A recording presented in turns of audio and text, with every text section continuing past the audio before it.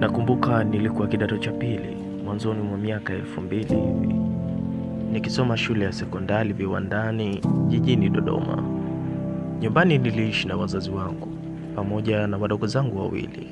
Mmoja alikuwa darasa la 6 na mwingine alikuwa darasa la 2. Kwa sababu ya majukumu ya wazazi ambao wote walikuwa ni wafanyakazi wa serikali, ili tulazimu kuwa na mfanyakazi wa ndani. Kiukweli nyumbani maisha yalikuwa ni mazuri tu, maana wazazi walikuwa na nafasi nzuri serikalini.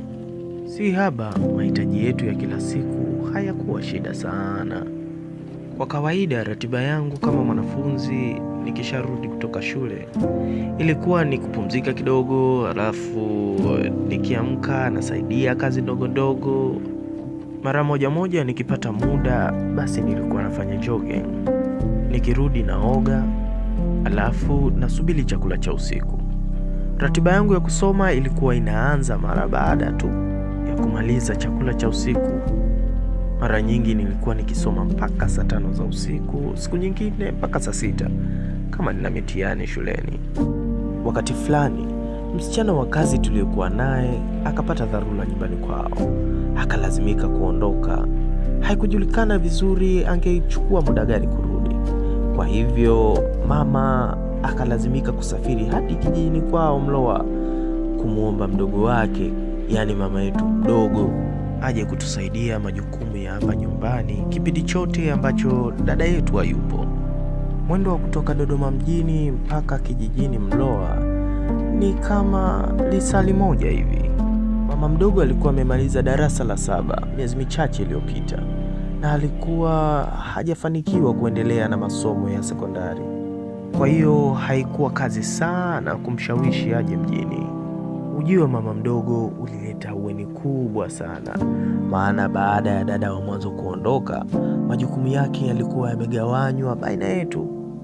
Mama mdogo alikuwa mchapakazi, msafi, na kwa kweli alikuwa mzuri haswa.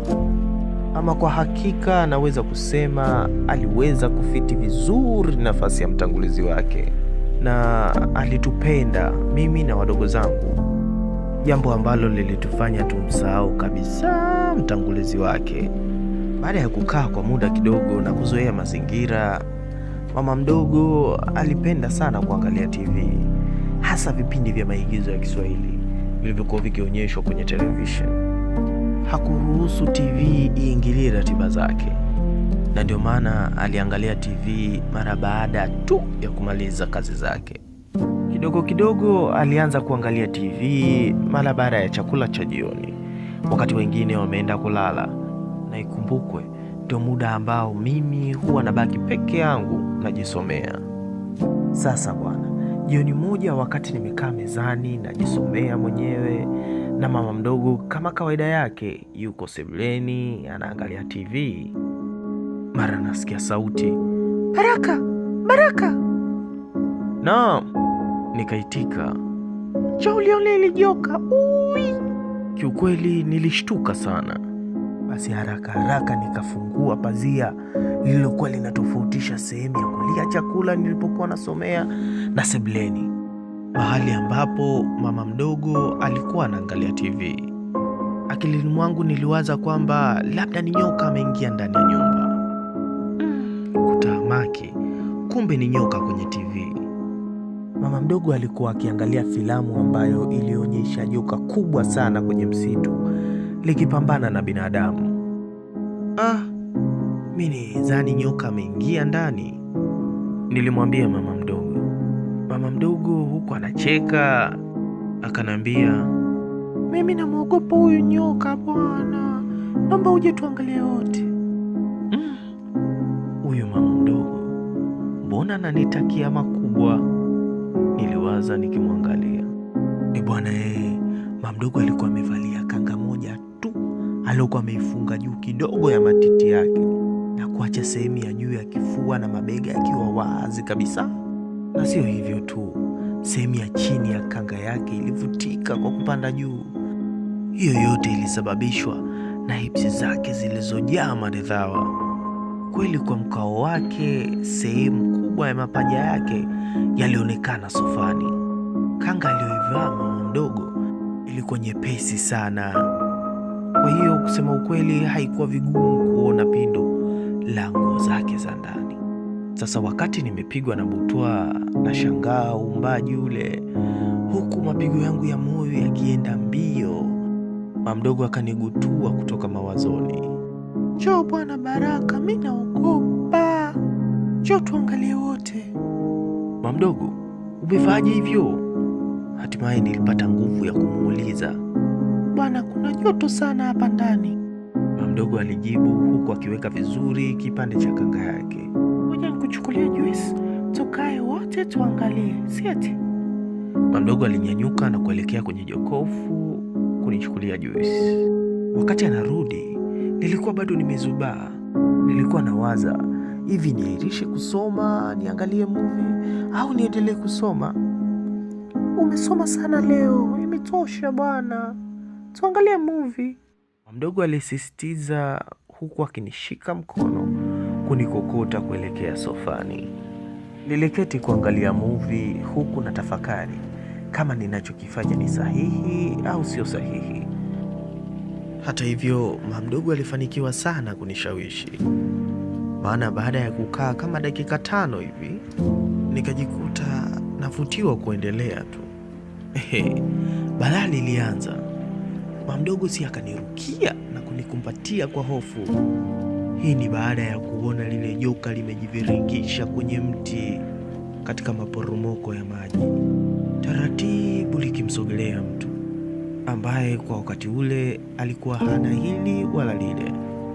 Kiukweli, kwa wepesi wa kanga aliyokuwa ameivaa mama mdogo, nilihisi chuchu zake zilizokuwa zimesimama zikichoma mabegani, huku joto mwanana kutoka kwake likinifanya nisisimke. Aisee, usiombe kupata mtihani huu. Mama mdogo, nilimuita kwa sauti ya upole sana, huku nikitoa mkono wake mgongoni mwangu. Mama mdogo aliniangalia usoni, macho yangu na yake yakaganda kama sekunde 30 hivi. Kiukweli, kufikia pointi hii uvumilivu ulishinda, na kilichofuata tulijikuta tuko kitandani kwa mama mdogo, na huu ukawa mwanzo wa penzi zito sana kati yangu mimi na mama mdogo.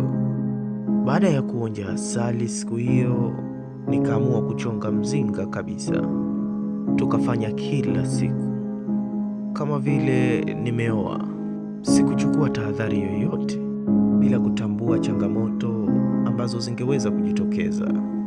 Baraka, sijaziona siku zangu, huu mwezi wa 2 sasa. Hayo yalikuwa ni maneno ya mama mdogo jioni moja tukiwa tumejipumzisha kitandani kwake baada ya kufanya yetu. Unasemaje? Niliuliza. Ndio hivyo kama nilivyokuambia. Kiukweli, habari hii ilinikosesha raha kabisa. Nilikosa raha kiasi cha kwamba mpaka mama aligundua kama nimekosa raha. Aliingiwa na wasiwasi na kutaka kujua ni nini kimenitokea. Baada ya kuniuliza, ilibidi nizuge kwamba masomo yamekuwa magumu sana, na sio tu hivyo, na mitihani nayo ilikuwa imekaribia, lakini ukweli niliujua mwenyewe. Sasa ili kupata uhakika kama ni kweli ni ujauzito, mama mdogo ilimbidi aende akapime hospitali. Alitumia mwanya wa kwenda sokoni. Baraka, nimetoka kupima leo, mama mdogo alizungumza kwa upole sana usiku ule baada ya wanafamilia wengine kwenda kulala. Nimekutwa ni mjamzito. Maskini mimi, sijui sura yangu nitaificha wapi mimi, mama mdogo aliongea huku akiwa analia. Hapo ndipo nilipojua ili jambo si la utani tena. Ilibidi nichukue jukumu la kwanza kumbembeleza, lakini yote ili wazazi wasije wakasikia. Maji yameshamwagika mama mdogo, inachobidi tufikirie ni namna gani tunaweza kutatua hili tatizo. Nakumbuka usiku ule ulikuwa ni usiku mrefu sana. Sikupata hata lepe ya usingizi. Nilijawa na maswali mengi sana kichwani. Kwa nini nimejiingiza kwenye mahusiano ya kimapenzi na mamangu mdogo? Ulimwengu utanichukuliaje mimi? Na wazazi watachukua hatua gani wakijua? Unajua nini? Sikupata jibu hata kidogo.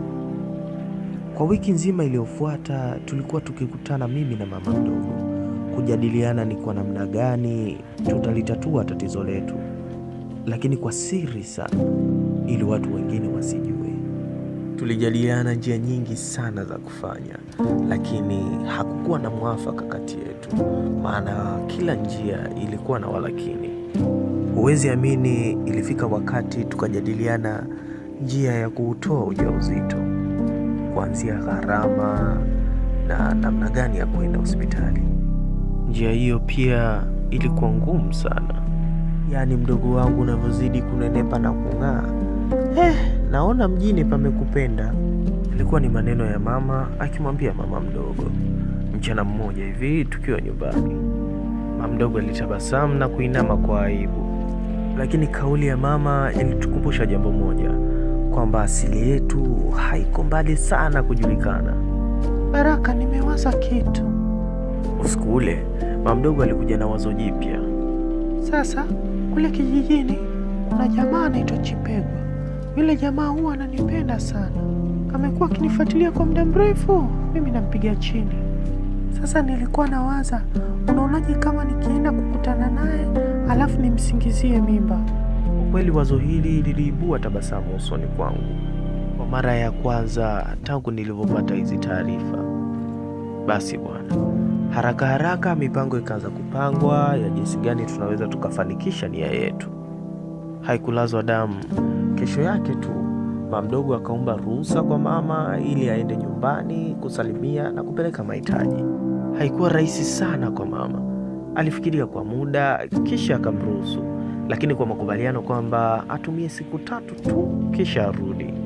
Chaya yote usiku ule tuliutumia kuagana na mama mdogo, tukitakiana kila la heri, maana pamoja na kupewa siku 3, mimi na mama mdogo tulijua tu kwamba asingeweza kurudi. Baada ya wiki kupita bila mama mdogo kutokea, mama akaamua kufunga safari na kwenda Mloa ili kujua kulikoni, maana siku alizokubaliana na mama mdogo kwamba atarudi zilikuwa zimepita na bila mama mdogo kutoa taarifa. Kesho yake jioni mama alirudi, lakini alikuwa mnyonge sana. Alitupa taarifa ambazo kiukweli kwa upande wangu mimi hazikunishangaza sana. Alisema kwamba mama mdogo amepata mchumba na asingeweza kurudi tena. Kiukweli hizi habari nilizipokea nusu huzuni, nusu furaha. Furaha kwa sababu mipango yetu ilikuwa inakwenda murwa, yaani vizuri kama tulivyopanga. Huzuni kwa sababu pia nilikuwa nimemisi uwepo wa mama mdogo. Basi bwana, kama ambavyo tuliongea na mama mdogo, alipofika kijijini akakutana na Chipegwa, na kwa jinsi alivyokuwa amenona, Chipegwa akaingia kwenye 18 za mama mdogo kilaini kama kumsukuma mlevi vile. Chipegwa baada ya kupewa mapenzi ya kimjini mjini, siku ya pili tu akatangaza ndoa. Washenga wakapeleka barua nyumbani kwa kina mama mdogo. Basi haraka sana mama mdogo akaolewa. Ni zaidi ya mwaka ulipita bila kupata taarifa yoyote inayomhusu mama mdogo na ujauzito wake, kama alijifungua salama au la, na kama alijifungua mtoto wa kiume au wa kike, yote sikuyajua. Lakini hali hiyo ilichangiwa na umbali kati yetu. Baba alihamishwa kituo cha kazi kutoka Dodoma kwenda Mwanza, ikiwa ni miezi michache tu baada ya mama mdogo kurudi kijijini. Kwa hali hiyo basi ilibidi familia nzima tuungane naye. Nikahamishwa shule kutoka Viwandani kwenda Pamba Sekondari Mwanza. Mwaka 1.5 baadaye, baada ya kumaliza kidato cha 4, nikaomba wazazi wangu ruhusa ya kwenda kumtembelea babu kijijini, maana kwa muda ule nilikuwa bado nasubiri matokeo tu. Wazazi hawakuwa na hiana, wakaniruhusu. Basi nikajipanga kwenda Mloa. Nakumbuka niliondoka kutoka Mwanza alfajiri sana siku hiyo. Niliondoka na basi la Mohamed Trans. Nilifika Dodoma mida kama ya jioni ya saa 10 hivi. Nikaamua kupumzika pale Dodoma, na kesho yake mchana Nikaondoka kuelekea kijijini Mloa. Nilipokelewa vizuri sana na bibi na babu yangu. Nilijitahidi kupepesa macho huku na kule. Sikumwona mama mdogo. Jioni ile nilimuuliza bibi mama mdogo alipo. Bibi akaniambia mama mdogo aliolewa miezi mitatu tu baada ya kuondoka kwetu. Alinielekeza mahali ambapo wamehamia yeye na mume wake. Sikulaza damu.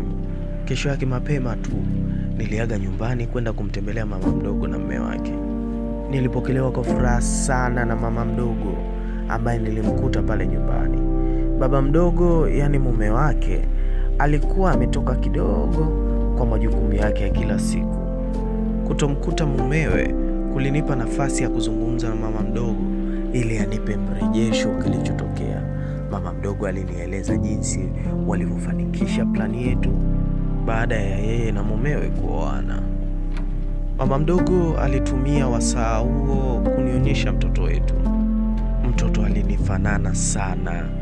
Nilitaka kujua kama swala hilo halikuleta taharuki kweli. Mama mdogo akaniambia, jamii ilisema mtoto kafanana na babu yake, maana mimi pia nimefanana na mama ambaye kamfanana baba yake. Basi kauli ile ikanifanya nishushe pumzi kubwa kama nimeshusha mzigo vile. Basi tukaendelea kupiga stori za hapa na pale mpaka baba mdogo aliporudi. Jogoo mkubwa akachinjwa siku hiyo kwa ajili yangu. Jioni ile nilirudi kwa babu. Nilikaa kama wiki hivi huko Mloa, kisha nikaondoka kurudi Mwanza kwa wazazi wangu. Ni miaka mingi imepita tangu tukio hilo litokee. Nimeona nitumie jukwaa hili kueleza mkasa huu, maana sijawahi mwambia mtu yoyote. Jambo la muhimu ni kwamba nawaasa vijana wenzangu wawe makini sana na mahusiano wanayoanzisha.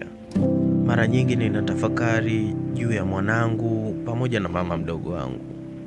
Ninawaza niende nikamchukue, lakini nahisi nitatengeneza taharuki kubwa sana kwenye jamii yangu.